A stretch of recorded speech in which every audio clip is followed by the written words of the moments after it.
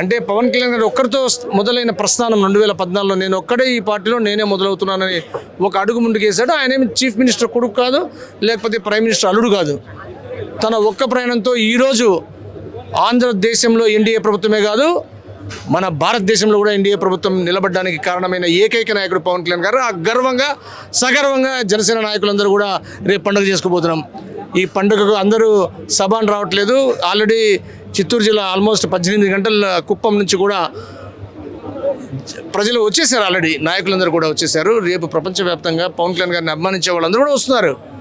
ఆ పండుగకు ఇక్కడ జరుపుకునే అవకాశం ఇచ్చిన పిఠాపురం ప్రజలందరూ కూడా మేము మనస్ఫూర్తిగా జనసేన నుంచి ధన్యవాదాలు తెలియజేస్తున్నాం. అలాగే పవన్ కళ్యాణ్ గారి ఏకైక ఆలోచన, ఇటువంటి పెద్ద సభలు జరిగేటప్పుడు ఆయన ఏకైక ఆలోచన ఇక్కడికి వచ్చే జనసేన నాయకులైతే ఏమి, వీరమహిళలైతే ఏమి క్షేమంగా రావాలి, క్షేమంగా ఇల్లు చేరాలని ఒక తపన. అది ఈ సభ ఎంత సక్సెస్ ఎంత ముఖ్యమో తన జనసేన నాయకులు వీరమహిళలు అందరూ కూడా క్షేమంగా వచ్చి క్షేమంగా వెళ్ళాలని ఆయన ఆలోచనలో ఈసారి ఇక్కడ నన్ను మెడికల్ టీమ్కి హెడ్గా వేశారు. మా పిఠాపురంలో ఉన్న డాక్టర్స్ అందరూ కూడా మాకు కిరణ్ గారు, మాధులత గారు, వరలక్ష్మి గారు, అలాగే శ్రీనివాస్ గారు, నిరంజన్ గారు, వీళ్ళందరూ కూడా మాకు చాలా సహకరించి ఒక డాక్టర్స్ టీంలో అంతా కూడా 5 మేము క్యాంప్స్ పెట్టాము. ఈ దీంట్లో all facilities with doctors, nurses, beds, monitors, everything, and 5 ambulances with all fully equipped ambulances, fully equipped 5